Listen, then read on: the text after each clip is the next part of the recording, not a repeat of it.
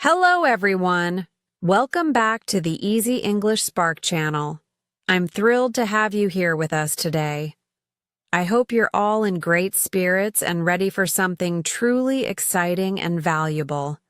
How to improve your English listening and speaking skills through storytelling. We'll be diving into a beautiful, emotional story filled with life lessons and the power of language.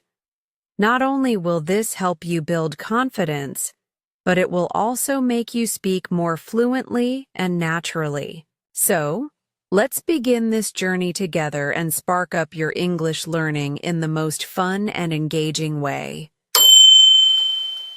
Chapter 1. A Quiet Life. The afternoon was cold in Haworth, but the sun managed to shine for a brief moment, as it often does in the late fall. It's only November, yet I can already smell snow in the air, the wind carrying the chill of winter's approach. As I stepped out into the moors behind the house, I felt the wind tug at my coat, pushing me as I walked. The sheep, seeking shelter from the harsh gusts, huddled under the stone walls that divide the fields. I could see the gray clouds rolling in over the hills to the west, darkening the sky, a sign that a storm might be on its way. I paused for a moment, gazing at the hills, the scent of the moors and the cold air filling my lungs. I'm 78 years old now, and life here in this village has become quiet. A slow rhythm of days passing with little change. The house where I live sits at the top of a hill, next to the church and the graveyard. It's a small village, Haworth, just a scattering of gray stone houses on the side of the hill. A simple place, a humble place where time moves slowly. I spent a little while walking through the graveyard this afternoon. It's a peaceful place, though it has its sorrowful quietness. All my family except for Anne are buried there. My wife Maria, my children, each of them rests beneath the cold gray stone. The wind had blown some dead leaves through the church door, and I watched them dance in the sunlight near a grave, twirling and tumbling across the stone floor. It struck me how fleeting life is. Soon, I too will be in that grave with my family, the leaves dancing above us. I returned to the house as the darkness began to settle over the village. The house is quiet now, quieter than it's been in years.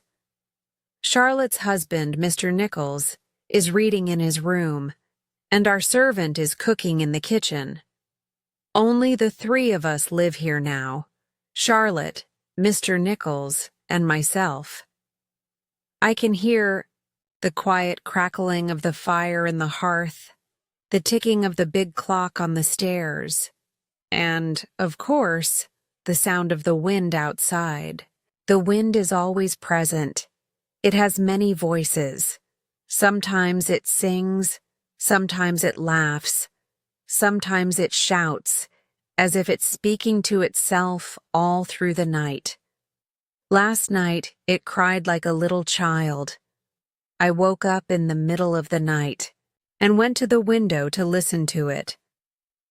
But there was no child, of course, only the wind and the gravestones, cold and silent in the pale moonlight. It was then that I decided I would write the story of my children. Today, before it's too late. Perhaps Charlotte's friend, Mrs. Gasol, will want to read it when she's finished writing her own book about Charlotte. I think it's a fine story, one worth telling. It began in April 1820, when we first arrived in Haworth. The wind was strong that day, too, blowing out of a dark, cloudy sky. We could see snow on the moors, and the road to Haworth was slippery with ice. My wife, Maria, was afraid to ride up the hill in the carts. "We'll walk, children," she said. "If one of those horses falls down, there will be a terrible accident." Maria was a small woman, not very strong, but she carried our youngest, Anne, in her arms as we made our way up the hill. I carried Emily, who was 1.5 years old at the time. The other children, Patrick Branwell, who was 2, and Charlotte, who was nearly 4, walked with us. The 2 oldest girls, Elizabeth and Maria, ran ahead, full of excitement, laughing and talking. The people of Haworth came out to watch us as we made our way to our new home. Some helped, but most of them just stood in their doorways watching us. They are poor people, these villagers. I was their new rector, their new priest. We had 7 carts to carry our furniture up the icy hill, but the horses struggled. When we finally reached our new home, the wind was harsh, blowing in our faces, and Maria hurried inside to light the fires. I remember asking her that night, "Do you like it, my dear?" She looked pale and tired, but I thought it was just the long journey and the children. "It's a fine house," she said, holding out her hands to the fire. "I do hope it will be a good home for you and the children." I was a little surprised by her words, and so I said, "And for you, Maria. You must not forget yourself. You are the most important person in the world to me." She smiled, a beautiful smile, even though she was so tired. "Thank you, Patrick," she said softly. I thought she was the most beautiful woman in all of England when she smiled like that. Just 1.5 years later, she was gone. She did not die quickly. She was in bed for 7 long months, suffering in excruciating pain. The doctor came often, and her sister, Elizabeth, stayed to help look after the children. It was a terrible time. My wife, Maria, died in September 1821 at the age of 38. It was my job to bury her in the churchyard, and my 6 young children stood quietly by, watching. Afterward, we returned to the house, and I called them into this room, the same room I'm sitting in now, and spoke to them. "You must not cry too much, my dears," I told them. "Your mother is with God now. She is happy. One day you will all die, and if you are good, you will go to God too." "But why, Papa?" little Maria asked. "Why did she die now?" I looked at them all, the pain in their eyes so sharp, so real. This world is a hard place, children, and we cannot understand everything that God does. But God loves us. Never forget that. Your mother loved you, and perhaps she can see you now. We must all try to work hard, learn as much as possible, and be kind to each other. Will you do that? "Yes, Father," they all answered quietly, looking so sad, but listening carefully. I remember how little Emily asked, "Who will be our mother now?" "Maria is the oldest," I said. "She will help me. You must all listen to her and do as she says. Your Aunt Elizabeth is here too. Perhaps she will stay with us for a while." Aunt Elizabeth did stay. She was older than Maria, and she wasn't married. We called her Aunt Branwell, and she came from a warm, sunny place called Penzance, down by the sea. Haworth, on the other hand, is cold and bleak, especially in the winter months. Aunt Branwell hated Haworth, but she stayed to help me with Maria's children. She was a good, kind woman.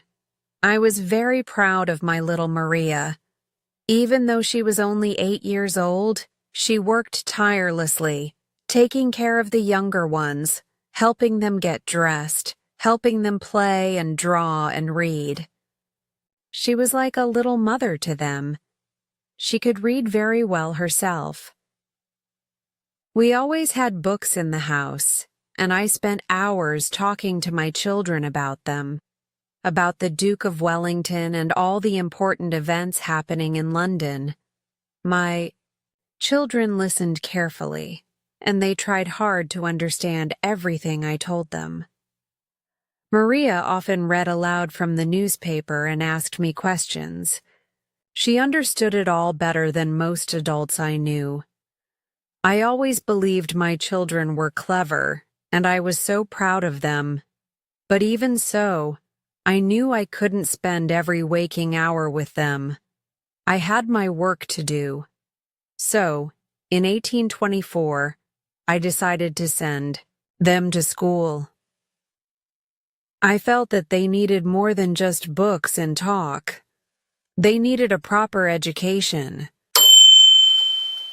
Chapter 2: A Humble Beginning.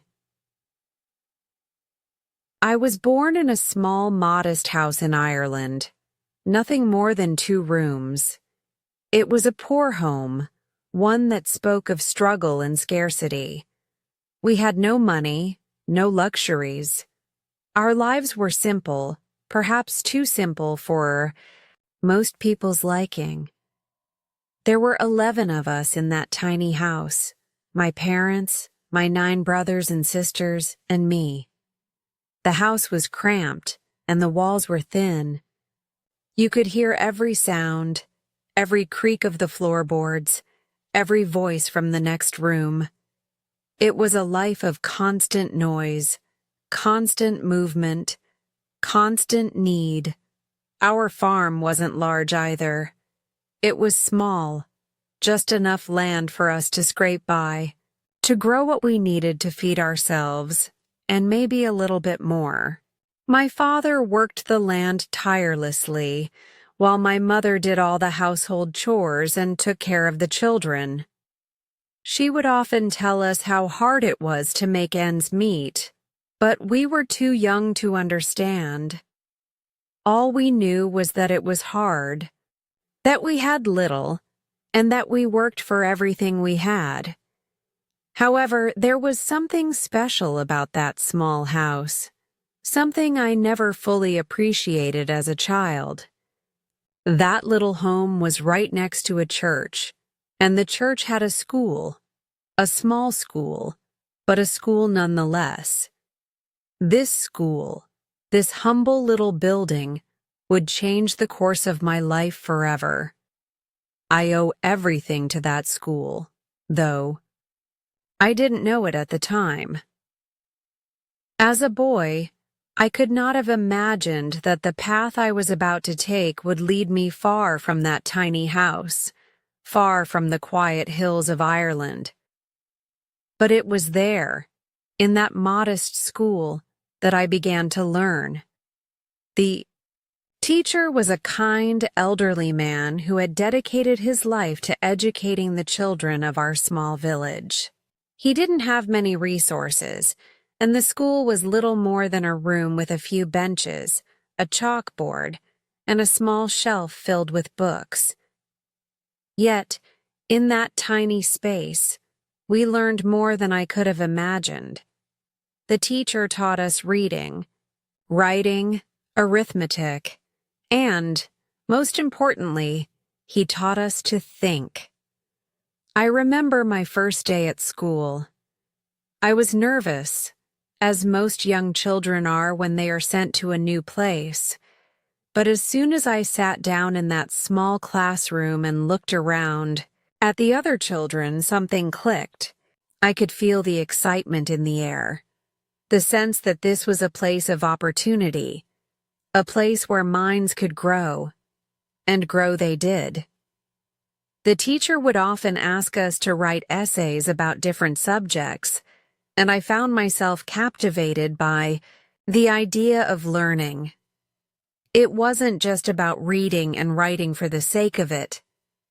It was about understanding the world, about making sense of the mysteries around us. The teacher encouraged us to ask questions, to think critically, and to never stop learning. But there was another part of this school that changed me, something more subtle, but just as powerful. It was the idea that education could be a way out of the poverty we lived in, a way out of the limitations of our small farm. I could see that education was the key to something bigger, something beyond the narrow confines of our little village. I worked hard, perhaps harder than some of the other children, because I knew that this was my chance, my only chance to make something of myself. The more I learned, the more I realized that I wanted to do more than just work the land. I wanted to use my mind to make a difference in the world. That was my dream. When I was 16, I left home for the first time to pursue something greater. I became a teacher in a neighboring village, teaching younger children. It wasn't much, but it was a start. I had made it out of my small village, out of the small house, out of the small life that seemed to be laid out for me. I had found a way to use the education I had received, and I was determined to make the most of it. But even as I worked as a teacher, I knew I needed to learn more. I wasn't satisfied with just being a village teacher. I knew there was more I could achieve. So, I left that job behind and went to St. John's College in Cambridge to further my education. It was a daunting prospect, leaving home, leaving everything I knew behind to go to a place so far away. But I was determined. I wanted more. I needed more. And I knew that the only way to get it was through education. At Cambridge, I studied hard, diving deeper into theology and philosophy, subjects that fascinated me. It was there that I truly began to understand the importance of knowledge, of learning, and of teaching others. I realized that education was not just about individual achievement. It was about sharing knowledge, spreading it, and helping others grow. And that, I decided, was what I wanted to do with my life. But even with all my studies, I knew that education alone wasn't enough. I needed to make a living, to support myself, to find a place in the world. So, I became a curate, a role that allowed me to continue my studies while also serving as a priest to the people. I was finally able to combine my love of teaching with my desire to serve others, and it felt like everything was coming together. In 1820, I moved to Haworth as the new rector of the village. It was a significant change in my life. I was no longer just a teacher or a curate. I was now a leader in the community, and it was in Haworth that my story truly began, where I met my wife Maria, and where I would start a family. But I never forgot the lessons I had learned in that small, humble school in Ireland, the lessons that had shaped me into the man I had become. I look back now as an old man, and I am filled with gratitude for that little school. It was in that tiny, modest place that I learned that anything is possible if you're willing to work for it, and that education is the key to opening doors. The journey from that small house in Ireland to here, to this moment, has been long, and it has been hard. but it has also been full of meaning, full of purpose. I am grateful for the path I've taken, for the education that lifted me up and showed me the world. I am proud of what I have accomplished, but I know that none of it would have been possible without that humble beginning. Without that tiny school, in that small house, in that small village. It was there that my story truly began. Chapter 3. The Struggles of School Life. When I think back to the days of sending my children to school, I remember it as a bittersweet moment.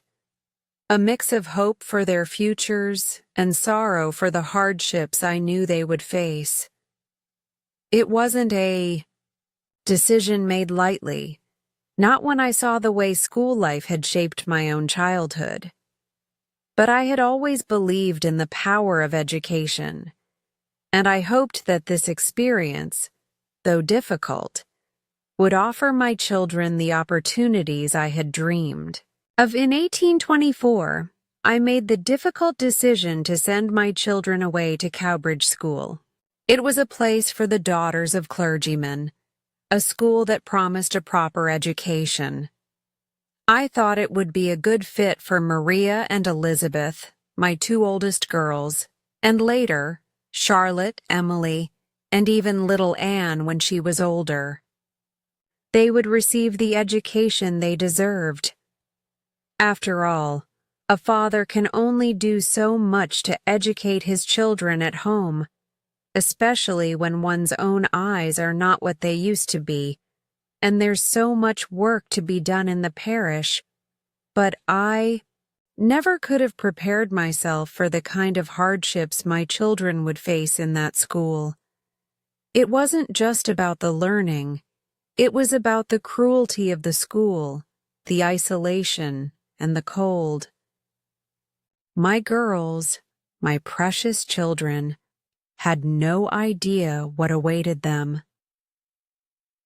The first letters I received from Maria and Elizabeth were full of excitement. They spoke of the lessons, of the teachers, and of the friends they were making. But there were subtle hints, too, hidden between the lines. Maria mentioned the work being hard, but she wrote it off as just part of life. Elizabeth spoke little of her feelings, but told me she was learning, and that was enough. At first, I thought all was well. They were strong, they would adapt, and they would thrive. But as the months passed, the letters began to change. The stories they told were no longer about friends or school activities. Instead, the letters became sparse, filled with only the bare minimum of details. There was one letter from Maria that struck me. She mentioned that the food at the school was often burnt, barely edible, but she said nothing more about it. I didn't understand then, but I would come to understand later. It wasn't just the food. It wasn't just the cold rooms or the icy mornings when they had to wash with water too cold to touch. It wasn't even the harshness of the teachers, who seemed to take pleasure in making life miserable for the girls. The school was a harsh place. The girls were forced to endure cold nights in beds so thin that the chill of winter seeped through every layer of clothing. The beds themselves were too small, and they rarely had enough blankets to keep them warm. In the mornings, they had to walk through wet snow to sit in a cold church for 2 hours, their feet numb from the chill. There was no escape. Every part of their lives at the school seemed to be designed to break them down, to wear them down, and to make them feel as though they were nothing more than little more than machines, meant to be worked and trained. I often wonder if Maria, the oldest of the girls, didn't tell me the full story out of fear. Fear of the teachers, perhaps, or fear of disappointing me. She was a good, brave child, always trying to be strong for her younger sisters. But there were so many things I would later hear about. The constant sickness among the children, the diseases that swept through the school, and the fact that many of the girls, including my own, fell ill. I remember the day I received a letter from the school. The handwriting was unfamiliar. It wasn't from my children. The letter was from a woman who worked at the school, a teacher, I suppose, who was tasked with informing me of the situation at hand. The letter told me that many of the girls at the school had fallen ill. My heart sank as I read those words. But the worst part of the letter was the part that mentioned Maria. It was there, in that brief, cold sentence, that I read the words that would haunt me for years. Your daughter, Maria, is very ill, and unless she is brought home soon, she may not survive. I cannot describe the fear that gripped me. My first instinct was to leave at once, to go to them, to bring Maria and the others home. But the letter also warned me that Maria's illness was severe, and it would be too dangerous to travel in the bitter cold. The school doctor suggested that it would be best to wait and see. I waited unsure, but I could not bring myself to believe the worst. I wrote back, urging them to care for Maria and to let me know what I could do. Days passed, and the fear grew inside me. I tried to focus on my work as a rector, but the worry would not leave. I kept waiting for another letter, a letter with better news, one that would assure me that Maria was getting better. But there was only silence. It was not until February that I received another letter. This time it was a short message, written in haste, and it confirmed my worst fears. Maria was very ill, and she was not expected to survive unless I came quickly to take her home.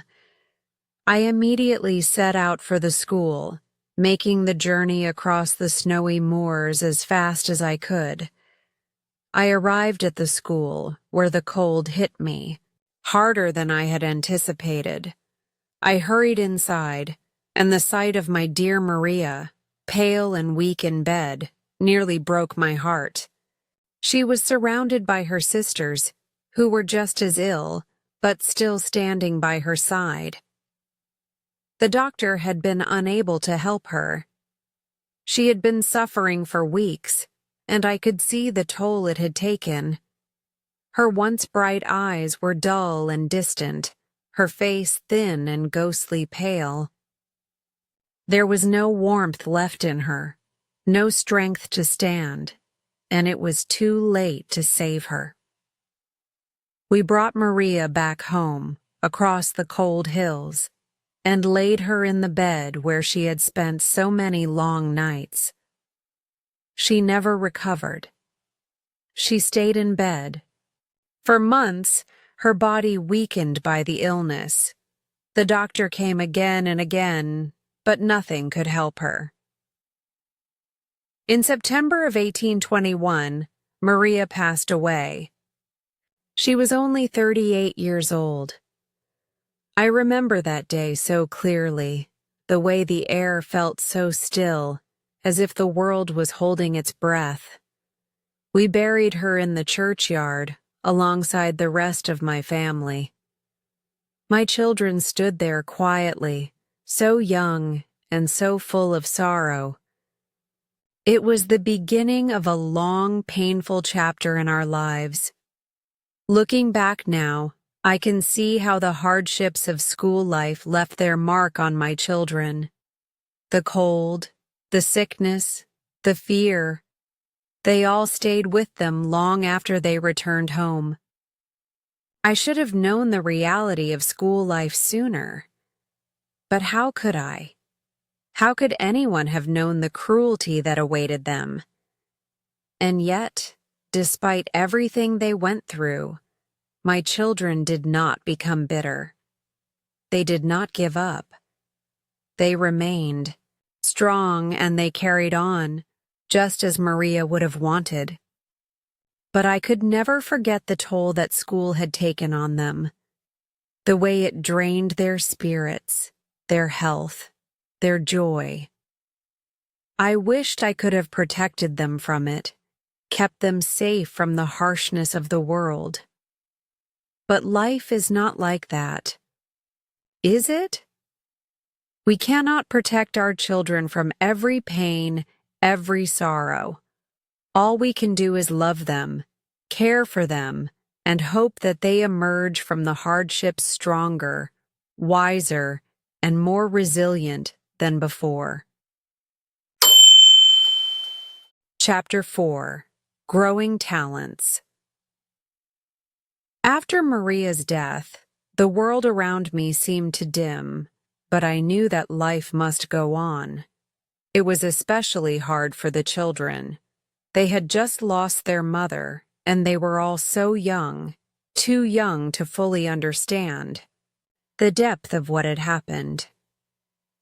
But I had to be strong for them. I had to ensure that even in the face of such sorrow, they still had hope for the future. And so, despite the grief weighing heavy in my heart, I focused on what I could do for them. Help them grow. Help them find something to keep their spirits alight, something to carry them through the darkness. The house was quieter after Maria passed. There were fewer voices to fill the rooms, fewer children to run around and play. But there was still life here. There was still love here. And slowly I began to see it, the spark of something more in each of my children. It was as though they were starting to blossom into something more than just the children of a poor rector in a quiet village. I could see the glimmers of greatness in them, the seeds of talents that would one day grow into something extraordinary. Charlotte, my oldest daughter, always showed a certain seriousness about her. Even as a child, she was more mature than the others. And perhaps it was her mother's death that forced her to grow up so quickly. She became the little mother to the rest of the children, caring for them, keeping them in line, and helping them with their lessons. She had a natural ability to lead, to teach, and it was clear to me early on that she was destined for something more than just the quiet life of a rector's daughter. She was sharp, intelligent, and driven, even at such a young age. But it wasn't just Charlotte who began to show signs of talent. Emily, the next in line, was a different kind of child. She was quieter, more reserved, but she had an inner strength that I couldn't quite put into words. She wasn't like Charlotte. She wasn't the one to take charge of the household, to organize and lead, but she had a quiet intensity, a kind of fierce independence that I admired. Emily was a dreamer, a poet in the making, even though she hadn't yet realized it herself. She often lost herself in her thoughts, wandering the moors for hours, her loyal dog Keeper by her side. It was in those moments, alone with nature, that I believe Emily began to see the world in ways that others couldn't. Anne, the youngest, had a sweetness and a gentleness that set her apart from her older sisters. But don't let that fool you. Anne was just as bright, just as capable as Charlotte and Emily. She had a knack for understanding people, for seeing the best in everyone, and she was the glue that held the family together in times of hardship. She was less interested in the arts than her sisters, but there was a creativity in her, a quiet genius that I knew would one day find its own voice. Branwell, my son, was a complicated figure in our family. Like Charlotte, he had a natural leadership quality, but he also had a wildness about him, a sense of restlessness that made it difficult for him to settle down. He wanted more than just the life of a country priest's son. He dreamed of becoming a great artist, a writer, someone who would be remembered, and in many ways, he was a gifted child. His paintings, though not always perfect, showed promise. His stories, while a bit untamed, were filled with imagination, but there was something in him, something dark, something that made it difficult for him to channel his talents into productive endeavors. I saw the potential in him, but I also saw the destructive force that often accompanied that kind of brilliance. Tried to nurture the talents of all my children. They were all so gifted in their own ways, and I wanted to see them reach their full potential. For Charlotte, it was clear that she was meant for something greater than this small village. I encouraged her in her reading and writing, and I saw her devouring books, learning about the world beyond Haworth. She became passionate about literature, and I could see that she was determined to tell her own stories, stories that would one day be known across the world. It wasn't long before Charlotte began writing her first works, tiny stories scribbled down in notebooks that she kept hidden away. At the time, she had no idea that these early writings would one day be the foundation of her literary career. Emily, too, had her own way of expressing herself. It wasn't through words, at least not at first.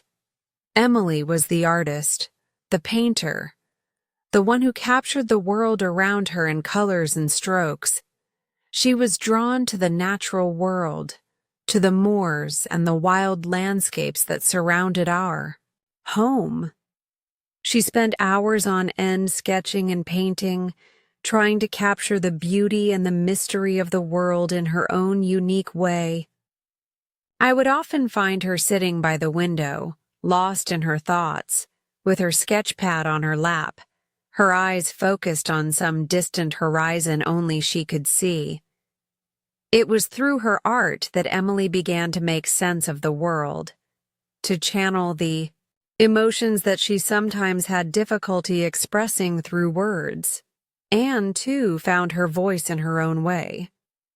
While her sisters immersed themselves in writing and painting, Anne turned her attention to the world of music. She had a natural gift for the piano, and I often found her playing in the sitting room, her fingers dancing across the keys with ease. It wasn't just about playing music for Anne. It was about creating something beautiful, something that would touch the hearts of others. She had a sensitivity about her, a tenderness that made her music all the more moving. And though she was often in the shadow of her older sisters, Anne's talents were just as worthy of praise. As for Branwell, I did my best to encourage him in his artistic endeavors too. He was a gifted painter, and I could see that he had the potential to do great things. But it was hard for Branwell. He was always in conflict with himself, torn between his ambitions and his demons. He wanted to be an artist, but he also wanted to be something more, something bigger. And in his quest for greatness, he often lost his way. It was a struggle I could see in his eyes, a struggle I couldn't always help him with. As the years went by, I saw my children's talents continue to grow.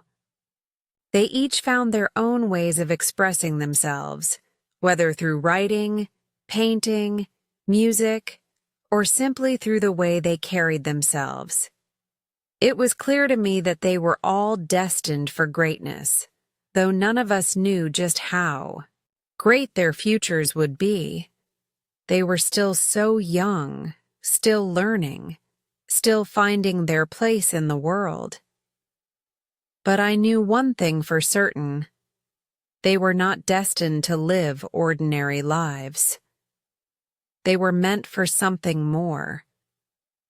And though I could not have known it then, I could see the spark of genius in each of them, the spark that would one day light the world on fire. Through all the trials and the heartache, through the struggles and the pain, I could see the gifts my children possessed. They were extraordinary, each in their own way, and I knew that they would grow into something remarkable. It wasn't just a father's love speaking, it was the truth. They were destined for greatness, and nothing would stand in their way. Chapter 5. Searching for Work. As the years passed and the children grew older, a new chapter of our lives began to unfold. It was no longer just about their education or their creative pursuits. They were growing up, and with that, the time came when they had to start thinking about how they would make their way in the world, how they would carve out a life for themselves. For a father like me, who had spent most of his life serving the church and raising a family, the thought of them leaving the home we had built was both a source of pride and of deep sorrow. We were living in a small, quiet village, and as much as I wanted to shield them from the harsh realities of the world, I knew they could not stay in the comfort of Haworth forever. They had to step out into the world and make their own way, just as I had done when I was young. But the world was not kind to those without money or influence. Opportunities were limited, and finding work was no easy task, especially for young. Women like Charlotte, Emily, Anne, and even Branwell. The idea of sending my children out to work was not something I had taken lightly. But life, as it so often does, left me with little choice.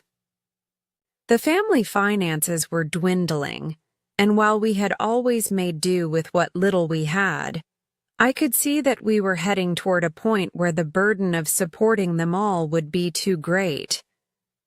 I couldn't provide for them in the way I wanted to, and so they had to go out into the world to find their own way. Charlotte, always the practical one, was the first to leave. She took a job as a governess in a nearby household, teaching the children of a wealthy family. It wasn't ideal work, but it was the best option available. Governesses were expected to manage the education of the children in the household, and it was one of the few respectable occupations available to women of her standing. She was reluctant to leave, of course. No one likes to be separated from their family, especially in such a small, tight-knit household. But she understood the necessity of it. She was determined to make the most of the opportunity.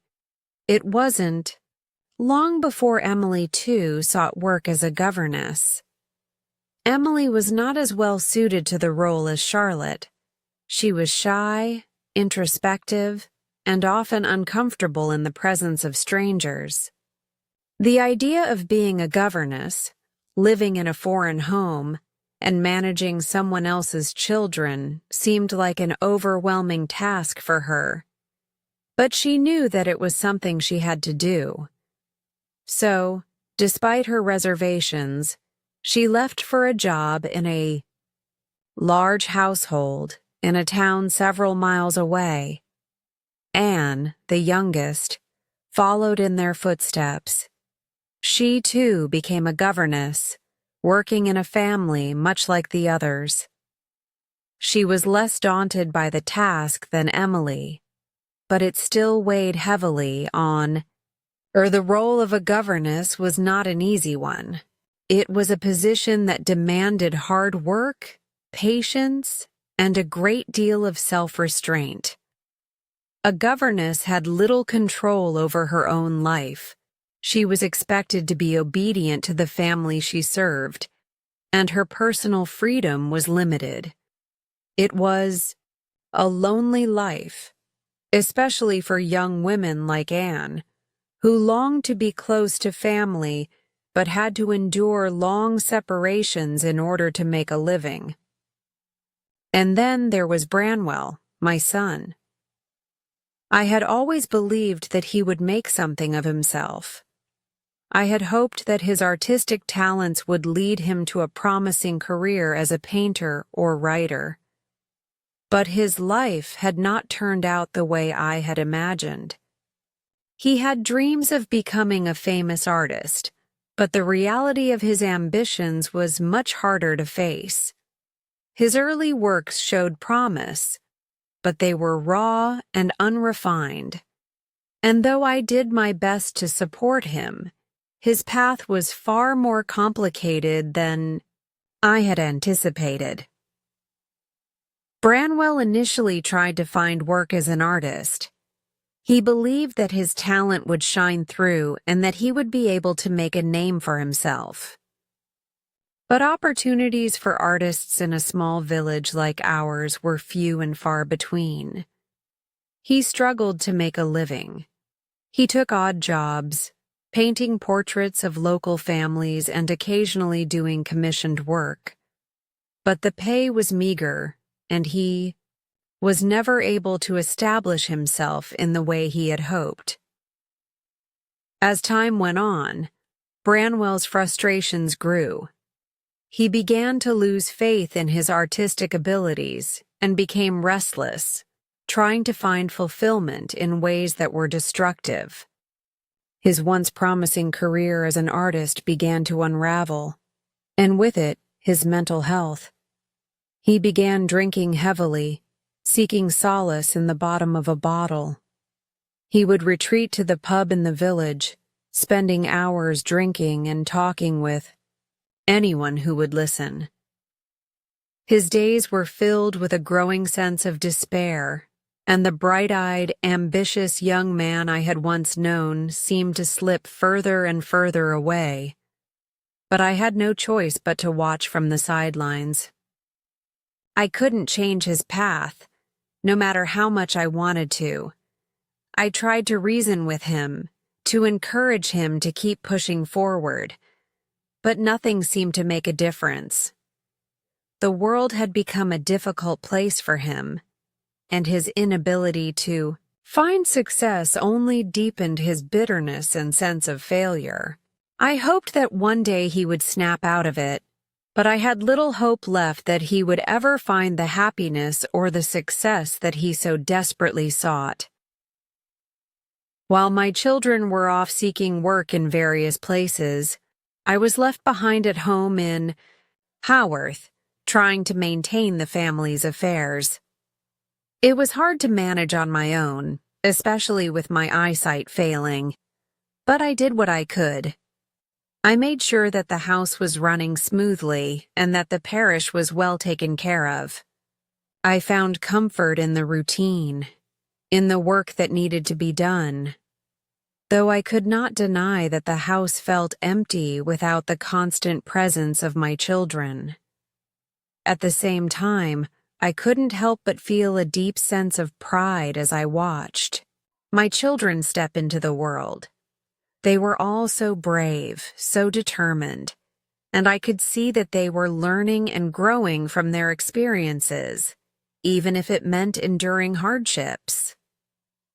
I hoped that one day they would find the peace and fulfillment that had eluded so many of us, but I knew that the world would not make it easy for them. As each of my children faced their own struggles in their search for work, I couldn't help but wonder what their futures would hold. It was a hard, often lonely road they were on, but I knew that they were strong and that one day they would find their place in the world. And so, the search for work continued. For Charlotte, Emily, Anne, and Branwell, it was not just about earning a living. It was about proving themselves, about finding their identity in a world that often seemed indifferent to their dreams. I only hoped that one day they would find the happiness and success they so richly deserved. Chapter 6. A Time of Separation. The years of searching for work had begun to take their toll. Each of my children, in their own way, was carving out a future for themselves. But as the seasons turned and the world around us seemed to shift with each passing year, I realized that the time for family unity was fading. The children had left home, one by one, each seeking their place in the world, and it was both a source of great pride and deep sorrow for me. The sound of their voices in the house was fading, the once bustling rooms now filled with silence. The absence of their laughter, their chatter, and their small, bustling lives left an aching void in the home. I watched them go with a mixture of emotions: hope, fear, pride, and heartache.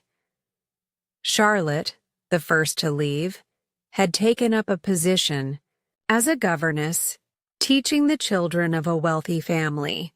It wasn't the life I had envisioned for her, an independent woman, working for another family instead of pursuing the dreams I had for her. Yet she carried herself with dignity and grace, always determined to do her best, despite the circumstances. I was proud of her, but the house felt emptier without her presence. I could hear her voice in my mind, her words from the past, and yet it was no longer the same. Her absence made me realize just how much she had grown, how much she had matured, and how much she had sacrificed. After Charlotte left, Emily followed suit. Emily, who had always been more reserved than her sisters, found it harder to step into the world. It was not that she lacked talent or intelligence, quite the opposite. But Emily was a dreamer. She had always preferred the company of her thoughts, her art, and the wild beauty of the moors. To place her in a position where she had to teach other children, where she had to step out of her comfort zone, was a difficult thing for her. But despite her hesitations, Emily too sought out a position as a governess in a different town. I could see the quiet struggle in her eyes as she left. I knew she wasn't entirely ready for the challenges that lay ahead, but I also knew that this was a part of her growth, part of the journey she needed to take. Anne, the youngest, followed the same path. She wasn't as resistant to leaving as Emily, nor was she as quick as Charlotte to embrace the role of a governess. But Anne, too, understood the necessity of it. Her gentle nature, her ability to care for others, made her well suited for the work. It was hard for me to say goodbye to her, to watch her walk out of the door, but I knew she would find her way in the world, just as her sisters had. And then there was Branwell, my son, my hope, my pride. Branwell had always been a complicated figure in our family. He had so much promise, so much potential. I had always believed that he would become a great artist, a man whose name would be known far and wide. But over the years, I had watched Branwell struggle. His ambitions as an artist seemed to fade, and his path grew increasingly uncertain. Instead of pursuing the path of creativity, he tried his hand at various other jobs, none of which seemed to satisfy him. He had dreams of making something of himself, but those dreams were often clouded by his inner turmoil. Branwell's journey took him to places I never expected. He tried working as a tutor, as a private teacher for the children of wealthy families. I hoped that the structure of the job would give him a sense of purpose, that it would help him regain some of the confidence he had lost. But even that didn't work out for him. He was often unhappy, and his frustrations only grew as time passed. I could see him growing more distant, more restless, more inclined to seek comfort in unhealthy ways. His once promising career as an artist seemed increasingly distant, a dream slipping further away with each passing year. It was difficult for me to watch Branwell's decline. I tried to talk to him, to reason with him, to encourage him, but nothing seemed to make a difference. I tried to remind him of his talents, of his gifts, but the shadow that seemed to hang over him grew darker with time.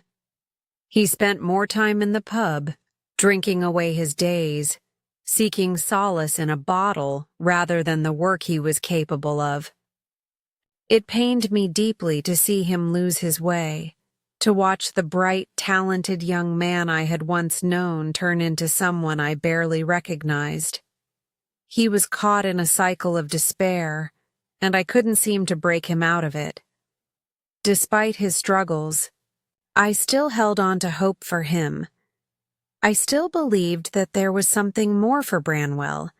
I couldn't let go of the idea that one day he would find his path, that he would make something of himself. But that hope was starting to fade as I watched him drift further away from the person he had been. The years of separation from his family seemed to only widen the gap between him and the rest of us. As the months went by, I began to feel the weight of the separation. I missed my children. I missed their voices, their laughter, their presence in the house. The house seemed too quiet, too still without them. But I knew that this was the way of things, that my children had to leave, had to grow, and had to find their own way in the world. It was a part of life, a necessary part of their journey.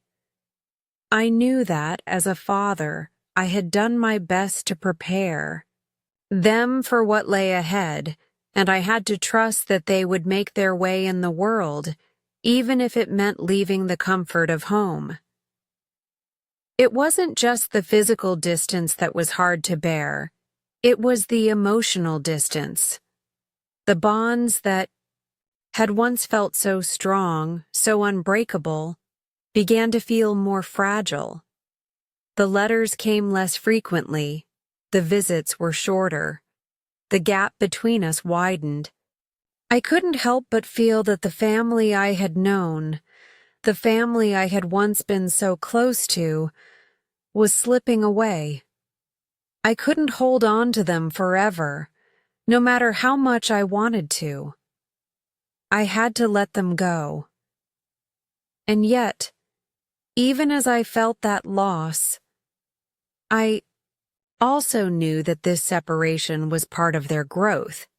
They had to experience the world on their own terms. They had to step outside of the safety of our home and find their place in a world that was both beautiful and harsh. It was the natural order of things, the way life was meant to be. I could only hope that they would thrive, that they would succeed, and that they would always carry the lessons they had learned here with them, wherever they went. As the house grew quieter, I found solace in my memories. I thought of the days when the children were young, when the house was filled with the sounds of their laughter and their voices. I held on to those moments, those fragments of time, knowing that they were precious. The time of separation had come, but I knew that the love we shared as a family would always remain, no matter where life took them. Chapter 7. A New Identity. By the time my children had left Haworth and embarked on their individual journeys, each of them facing the hardships and joys of life outside our home, something else had begun to shift, something that I had not fully anticipated. The world as I had known it was beginning to change, and it was changing in ways that affected us all. It was the early 1840s, and the winds of change were blowing through our small home, whispering secrets of new opportunities, new paths to follow, and, for my children, new identities to embrace. Charlotte, my eldest daughter, had spent several years working as a governess, and though she was still young, I could see that she was beginning to think of something greater for herself, something beyond the confines of the narrow domestic world she had found herself in. As a governess, Charlotte had experienced the loneliness and isolation that came with the role, the feeling of being forever on the periphery, never truly a part of the family she worked for, but always on the outside. It was a life that wore on her, though she never complained. She threw herself into her work, teaching the children of the families she lived with, keeping her own emotions and desires buried deep inside. But Charlotte was not made to be on the sidelines. She had ambition, she had dreams, and one day, as I sat by the fire in our quiet home, she came to me with a proposal that would alter the course of her life, and mine, as well. "Papa," she said, her voice steady, though her eyes shone with excitement. "I've been thinking. I have been writing in secret for a while now." I looked up from the fire. Writing? Charlotte? Writing? It didn't surprise me, not really. She had always been bright, with a sharp mind and an unrelenting curiosity about the world. She had always been a keen reader, devouring books whenever she had the chance. But writing? She had never spoken of it before. Writing? But what have... "You been writing, my dear?" I asked, my curiosity piqued. I had always encouraged her to read and learn, but I had never imagined that she would take up the pen herself. Charlotte hesitated, her fingers twisting the hem of her dress as she stood before me. "It's a story, Papa, a novel. I want to share it with the world." I was taken aback. A novel? It was unheard of for women in our society, especially women from small villages like ours. Women were not supposed to write novels, not in the way that men did. But Charlotte had never been one to follow the conventional path. She was determined, stubborn even, and though I worried about the difficulties she would face, I could not deny the glimmer of excitement that danced in my chest at the thought of her pursuing this new venture. "You are brave, Charlotte," I said quietly. "But the world, It may not be kind to you for this. She nodded, but there was no hesitation in her eyes. I know, Papa, but I must try. I cannot ignore this dream any longer. It was then that I began to understand something deeper about Charlotte, something I had never fully realized before. She was ready to step into the world and create her own identity, her own future. And she was determined to do so on her own terms. It wasn't long after that conversation that Charlotte began to write in earnest. She spent hours at the desk in the corner of the sitting room, her pen moving quickly across the paper, her eyes focused, her thoughts fully absorbed in the world she was creating. I watched her, my heart swelling with both pride and concern. It was clear that writing was not just a hobby for Charlotte. It was her calling, her path to something greater. But there was one problem. Charlotte had to find a way to get her work published. The world was not ready to embrace a novel written by a woman, let alone a woman from a small village like Haworth. The publishing world was dominated by men, and it was unlikely that anyone would take her seriously. Charlotte had the talent, but would anyone listen? And so, in a moment of quiet desperation, Charlotte made a bold decision. She would take on a new identity, not as herself, Charlotte Brontë, but as someone else entirely. Someone who could be heard, someone who could have her voice respected. I will publish it under a man's name, Papa, she said one evening, looking up from her manuscript. I will call myself Currer Bell. I was shocked. The idea of publishing under a pseudonym seemed daring, almost reckless. But Charlotte was insistent. She knew that the world would not accept a novel written by a woman, especially not one as young and untried as herself.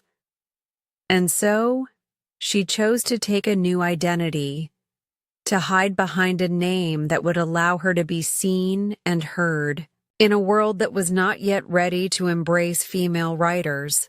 Currer Bell, I said, rolling the name on my tongue. It sounded strong, authoritative.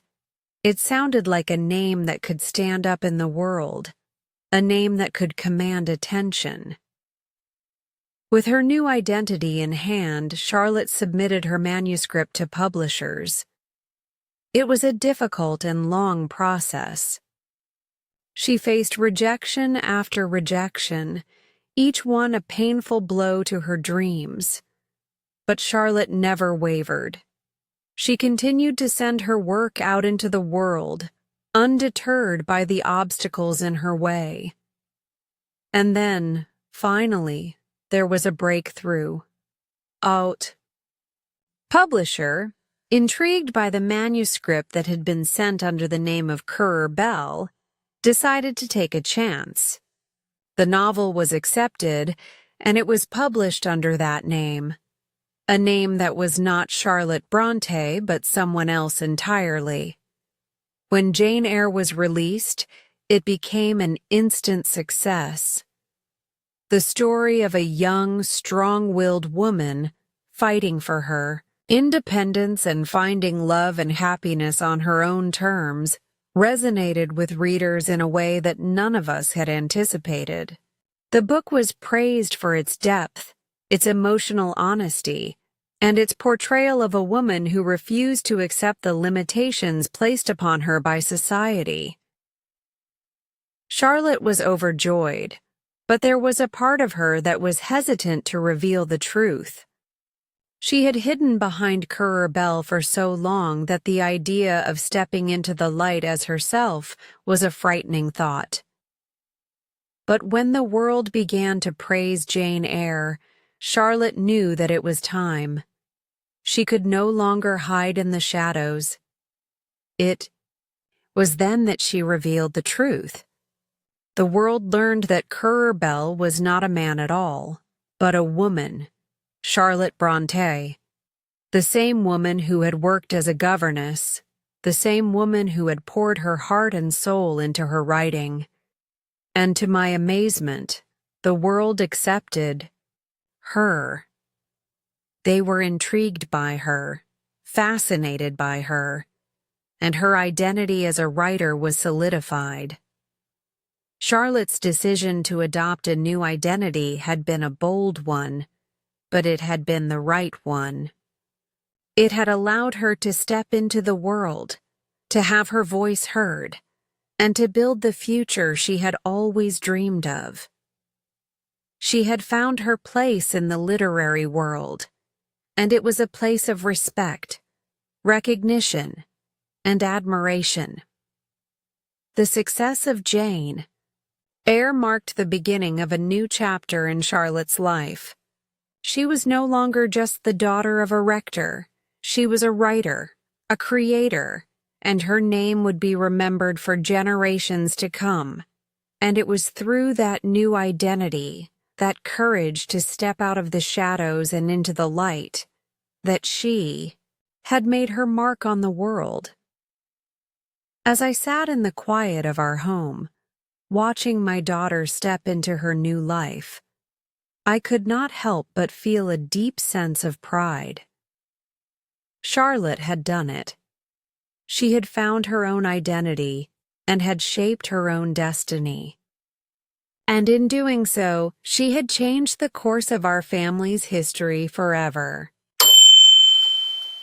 Chapter 8: Success and Tragedy. The success of Jane Eyre had changed everything. For Charlotte, it was the realization of a dream long kept hidden, a dream that had pushed her to write, to endure rejection, and to seek validation in a world that had not yet come to accept women as serious writers. Her novel, published under the pseudonym Currer Bell, had received an overwhelming response. Readers were captivated by the raw emotion, the depth of character, and the unflinching portrayal of a woman's struggle for independence. It was the kind of success that most authors only dared to dream of.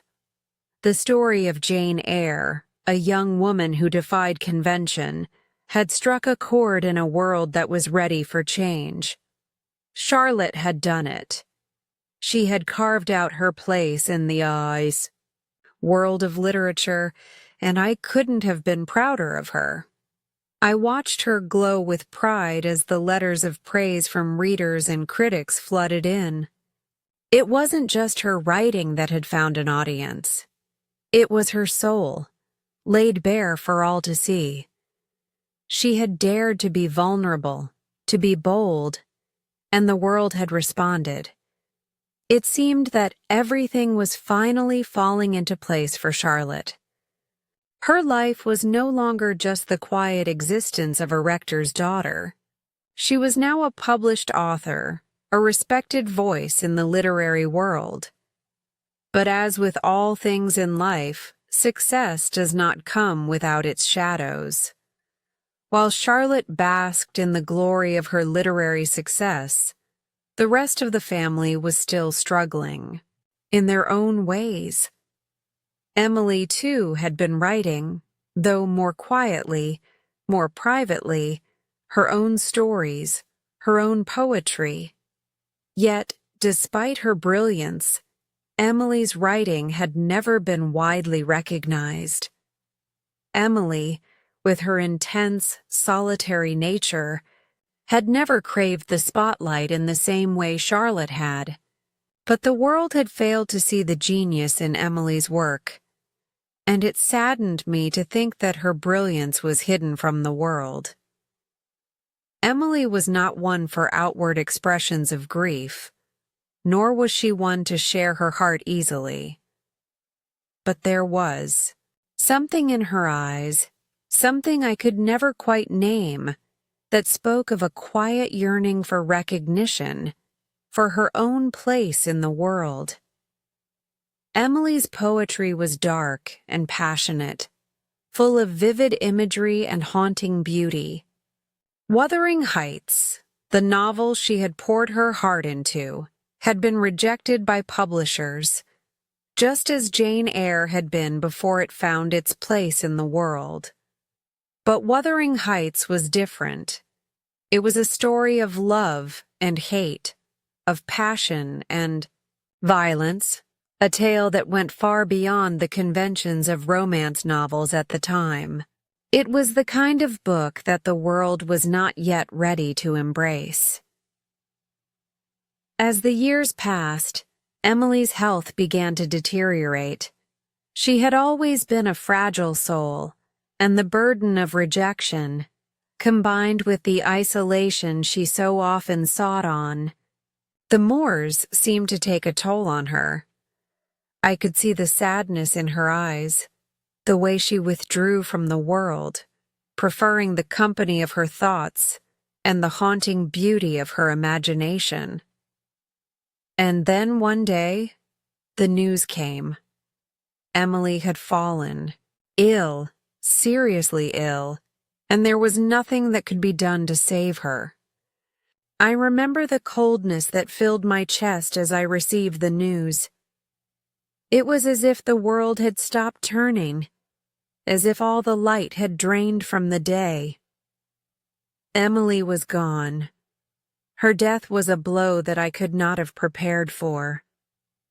She was the strongest of my children in many ways, yet she was also the most vulnerable. Emily's passing left a hole in my heart that I knew would never heal. I had watched her grow, watched her create something beautiful with her writing, but now she was gone, and I felt an emptiness that I could not describe. At the same time, I couldn't help but think of Anne. Anne had always been the gentle one, the one who took care of everyone else. Her health had never been as strong as Emily's or Charlotte's, and I feared the worst every time she fell ill. Anne had, in her own quiet way, made a name for herself with her novel Agnes Grey, a poignant story of a governess's life. Though it was not as widely celebrated as Jane Eyre, it had earned her respect as a writer. But even as she gained recognition for her writing, Anne's health began to fail her. As the months passed, Anne grew weaker. She had always been a quiet presence in our home, rarely making a fuss about her own suffering. But I could see the toll it was taking on her. She was slipping away, and there was nothing I could do to stop it. I remember the day I received the letter from her. She had gone to Scarborough to recover, to rest by the sea, in the hope that the warmer weather would help her regain her strength. She wrote that she had felt better, that she had even visited a church, and that she was happy to be in a new place, away from the cold, lonely moors of Haworth. But soon after that letter, Anne's condition worsened. Her body could not withstand the strain, and on May 28, 1849, Anne passed away quietly, with Charlotte by her side. She was only 29 years old. The grief that overwhelmed me when I heard the news was something I cannot fully express. It was as if the world had been drained of its color, as if all the light had gone out of it. I lost another child, and the pain of her loss was too much to bear. I looked at Charlotte then, my last surviving child, and I saw the weariness in her eyes. The weight of so much loss, so much pain, had begun to wear on her. She had lived through the death of her mother, her siblings, and now Anne. I could see the strain in her face, the the way she carried her grief silently, as if she did not have the strength to mourn openly. She had already endured so much, and now she was left alone with her own sorrow. But Charlotte was resilient. She had always been strong, and though the loss of her sisters left a deep wound in her heart, she continued to write. It was her way of surviving, of processing the pain that seemed to follow her everywhere. She poured herself into her work, finding solace in the words that flowed from her pen. Surely, her new novel was a departure from the world of Jane Eyre. It was a novel about women's independence, about the struggles of working-class people, and it was a reflection of the world Charlotte saw around her. But even as Shirley was being published, the world was changing once again. In the summer of 1854, Charlotte met Arthur Nichols, a young curate who had come to work with me in the parish. At first, I didn't think much of him. He was just another young man trying to make his way. But I could see that Charlotte had begun to look at him differently. It was not love at first sight, but something in her began to change. She had spent so many years in solitude, so many years dedicated to her writing and her work, that she had never truly allowed herself to think about love. But Arthur brought something new into her life, a companionship that had been absent for so long. It wasn't long before Charlotte and Arthur were married, and I, despite my reluctance, had to let go once more. Charlotte was no longer just my daughter. She was a woman, a wife, and a writer. I was glad that she had found someone who cared for her, but I could not deny the pang of sorrow that came with her leaving Haworth. She was the last of my children, and as she left to begin a new life with Arthur, I was left alone once again. The year that followed was one of great hope and promise for Charlotte. She was pregnant, and she was filled with joy at the thought of becoming a mother. But tragedy, it seemed, was never far from our door. In the early months of 1855, Charlotte fell gravely ill. Her health deteriorated quickly, and despite the efforts of Arthur and the doctor, she could not recover. On March 31st, 1855, Charlotte passed away. I had lost her too. My last child, my last hope, was gone. And with her death, I felt as if all the light had been extinguished from my life. I mourned the loss of my children deeply, but there was something about Charlotte's passing that was particularly difficult to bear. She had been my strength, my last connection to the life we had once known.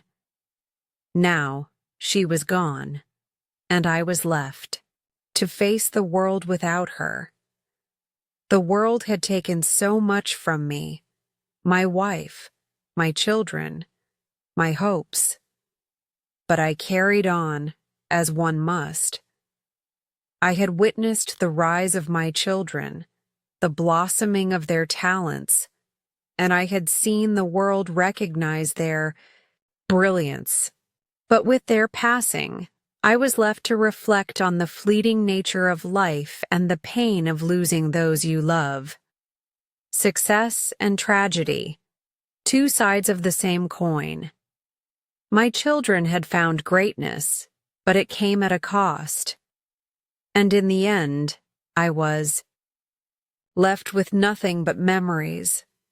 Memories of the brilliant souls who had changed the world in their own way. Chapter 9. New Beginnings and Ongoing Struggles. The passing of Charlotte, followed by the death of my beloved children, left a silence in my life that seemed to stretch endlessly. It was as though the world had suddenly grown too quiet, too still, as if the sun had stopped shining. I had lived through the death of Maria, of Emily, of Anne, and now, the light that had been my last connection to the family, Charlotte, was gone as well. The weight of their absence was almost unbearable, yet life, for better or for worse, continued. I remained in Haworth, alone now, with only the memory of my children to keep me company. The house that had once been filled with life and laughter had become a place of quiet reflection, and every corner seemed to echo with the past. It was in those silent moments when the world outside seemed to fade away that I truly felt the enormity of what I had lost. My children were gone, and I had no one left to watch over, no one left to guide. It was as though time had moved on, leaving me behind. Yet, even in the midst of my grief, I knew that I could not give in to sorrow forever. The world outside was still turning, and there was still work to be done. Haworth still needed a rector. The parishioners still needed their prayers, and life still went on, no matter how much I wanted to stop it all. I had raised my children to be strong, to face the world with courage, and now it was my turn to do the same. But it was not easy. Each day felt like a struggle, and I found myself questioning what my purpose was now that my children, the very reason I had lived, had all moved on. The first few months after Charlotte's death were the hardest. I went through the motions of my daily duties, but everything felt hollow. I would go to the church, read the scriptures, and offer my prayers, but my heart wasn't in it. It was hard to pray for others when I felt as if the world had abandoned me. I would walk through the village, and people would greet me, but I could see the pity in their eyes, the sorrow they felt for my loss. It was a kind of sorrow I could not share. I was alone with my grief, unable to open up to anyone, unable to express the depth of my feelings. But even as I struggled, something within me began to stir. A desire to start anew, to find a purpose. That would give me something to hold on to. I could not let the world pass me by. I had to keep moving forward, not just for myself, but in honor of the memory of my children. They had lived with such passion, such purpose, and I would not allow their legacies to fade. I began to think about how I could contribute to the world again, how I could find a way to make something meaningful out of my own remaining years. It was during this time of reflection that I met Arthur Nichols, a young curate who had come to work with me in the parish. He was a quiet, reserved man from Ireland, a man of strong faith and quiet determination. At first, I did not think much of him.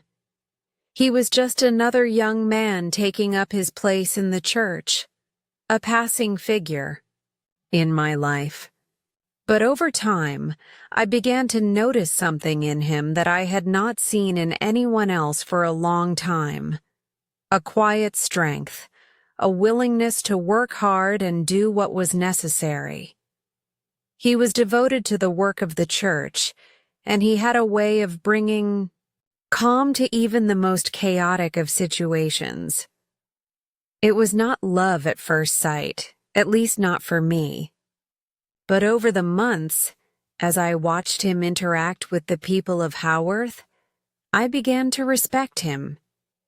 He had a way with the villagers, a kind of gentleness that made them trust him.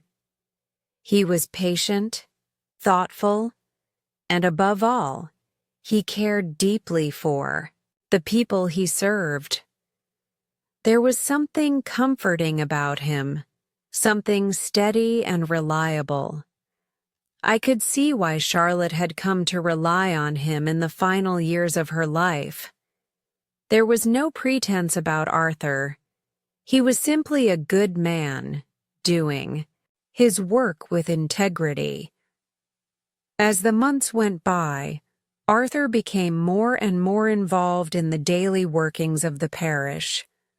He took over much of the practical work in the church, helping me with the duties I could no longer manage myself due to my failing health. He would visit the sick, conduct services, and make sure the needs of the parishioners were met. It was a relief to me, though I hated to admit it. I had always been the one to shoulder the burdens of the church, but I knew that I could no longer do it alone. Arthur had taken on the responsibilities with grace, and I could see that he was a good man, a man who would be able to carry the torch when I could no longer do so. As I grew more comfortable in the knowledge that Arthur was capable of handling the work of the parish, I began to see him in a new light. There was a quiet respect between us, a mutual understanding that had not been there before. He respected me as an elder in the church, as someone who had devoted his life to the service of others, and I respected him for his dedication and his kindness. It was not long before we began to spend more time together, discussing the affairs of the church, the future of the parish, and even our personal lives. It was during one of these long conversations that Arthur, in his quiet, reserved way, told me that he had feelings for Charlotte. He had loved her deeply, and though he had never expressed those feelings to her during her lifetime, he had carried them with him all these years. He spoke of her with such tenderness, with such reverence, that I was taken aback. Arthur had always been professional, always focused on his work, and I had never suspected that he had feelings for my daughter. I listened to him, and I could see that his love for Charlotte had not died with her. It had been a quiet love, a love that had been hidden behind the walls of duty and respect. But it was a love that had endured, even in the face of her death. Arthur's words stirred something in me, a mixture of sadness and gratitude. I was saddened that Charlotte had never known the depth of his feelings, but I was also deeply grateful that she had had someone like him in her life, someone who had cared for her, someone who had loved her in his own quiet way. I did not know what to say to Arthur at first. I had lost so much, and the thought of losing Charlotte again, even in death, was too much to bear. But I could see the sincerity in Arthur's eyes, and I knew that he was a good man, a man who had been a true friend to my daughter. In the end, I gave him my blessing. It was a quiet moment, one that did not need words, but it was one that I will never forget. It was a moment of new beginnings, a moment of acceptance and understanding. The passing of time, the struggle to move forward, and the quiet growth of a new relationship were not easy for me. But I knew that, despite the sadness that had followed me for so long, life could still hold new beginnings. I had suffered, I had lost, and I had mourned. But I had also seen my children's work live on. I had witnessed new life and new connections, And I had come to understand that even in the face of overwhelming loss, there is always a way forward. In the end, the ongoing struggles of life are what define us. It is how we face those struggles, how we adapt, and how we rise above them that matters. And though I could never replace the children I had lost, I began to understand that new beginnings were possible. Arthur was a reminder that life could still surprise me, that it could still offer something meaningful even after everything had seemed to end. Chapter 10. The End of an Era. As I sit in the quiet of this house, once filled with the laughter and voices of my children, I cannot help but reflect on the years that have passed. It feels as though the world around me has changed in ways I could never have imagined. The passing of time has brought with it moments of joy and sorrow, success and failure. But above all, it has brought an understanding that life is fleeting. The day comes when everything we hold dear slips through our fingers, and we are left with nothing but memories. It is now 1855, and I am alone. Charlotte is gone, my beloved daughter who defied the odds, who took on a name not her own, and whose words have touched the hearts of so many. Jane Eyre was her legacy, the novel that gave voice to the voiceless, that changed the world for women writers. Emily, whose quiet genius was never fully recognized in her lifetime, is also gone. Wuthering Heights, her masterpiece, still remains, a powerful testament to her brilliance, though I know she never received the recognition she deserved. Anne, the gentle soul who cared for us all, has also left this world far too early, leaving behind the novel Agnes Grey, a beautiful but often overlooked portrayal of the life of a governess. And now, the last piece of my heart, Charlotte, is no longer here. The day she passed away was the hardest day of my life. A day that I have tried, unsuccessfully, to forget. She had found new beginnings in her life with Arthur Nichols, a man who loved her deeply. But in the end, even the promise of motherhood could not save her. She died just as she was beginning a new chapter in her life. I am left with a heavy heart, with the quiet understanding that this is the end of an era, the end of the Bronte family as I knew it. When Charlotte died, the last light in my life went out. I cannot express the depth of my grief, not in words. For so long I had held on to the hope that perhaps, despite all the losses I had suffered, there might still be something left for me. But in her death, I knew that I had reached the end of my journey. I was no longer the father of children who would one day grow up to do great things. I was no longer the man who had watched his children grow and learn and thrive. I was a man who had seen his children achieve greatness, only to have them taken from him too soon. But even in the midst of my grief, I knew that life had given me something precious. I had been blessed with children who, though they had left this world, too soon had changed it forever. Their works, their voices, their words would live on long after they were gone. Charlotte's Jane Eyre, Emily's Wuthering Heights, and Anne's Agnes Grey, these novels would outlast the passing of time, speaking to generations of readers who would find solace, inspiration, and understanding in their pages. and I, their father, had been the one to witness their beginnings. I think back on the days when we were all together, when the house in Haworth was a home filled with noise, with the sound of children playing, with the flutter of pages as they read or wrote, with the sound of my voice telling them stories of the world beyond the hills.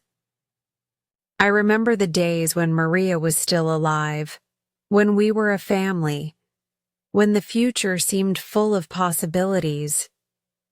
It seems a lifetime ago, and yet, in some ways, it feels as if it was just yesterday. The world seemed so much simpler then, and yet, now, I realize that life was always changing, always moving, always shifting beneath our feet. In the years since my children's deaths, I have found solace in the memories we shared. I have come to understand that they are not truly gone, that their work, their love, their spirit lives on in the world. The grief, though it will never fully fade, has become something I can live with. I carry it with me as one carries a heavy but precious weight. It is a reminder of what I had, of what we shared, and of what they left behind. Arthur Nichols, who had been a source of comfort and companionship in Charlotte's final years, remains in Haworth, carrying on with the work that we began. He has continued in the church, continuing the duties of rector, though I can see that he too carries a burden. He too has lost someone dear to him, and though he tries to find solace in his work, I know that he, like me, feels the absence of Charlotte deeply. But life goes on. We continue, because we must. We continue to honor those who came before us, to carry their memory, and to live our lives in a way that honors what they gave to us. I have spent many hours reflecting on my life, on the choices I made, on the lessons I taught my children, and on the things I might have done differently. I think of the moments when I was too strict, too distant, when I could have been more present, more involved in their lives. But then I remember that I did the best I could. I gave them my love, my guidance, and my support. And in the end, that was enough. They achieved greatness, and in doing so, they gave me a legacy that will live on long after I am gone. The end of an era is not just about the passing of time. It is about the passing of something precious, something that can never be replaced. The Bronte family, as I knew it, is no more. My children are gone, and though their names live on, their faces have faded from my memory. But I carry them with me always, in my heart, and in the stories they left behind. As I sit here now, in the quiet of this house, I can hear the wind howling outside, just as it always has. It is the same wind that carried my children's voices when they were alive, the same wind that now carries their memory. And I know that, though they are gone, they will never truly leave me. The end of an era does not mean the end of love, nor the end of legacy. It is merely a chapter in a longer story, a story that continues even in the silence. Great work today. Every moment you spend practicing brings you closer to mastering your English listening and speaking skills. Remember, progress comes with patience and consistency. If this story inspired you or helped you in your learning, journey, don't forget to like, share, and subscribe to Easy English Spark channel for more lessons and stories. Keep listening, keep speaking, and keep believing in your growth. I'll see you in the next video. Take care and keep shining.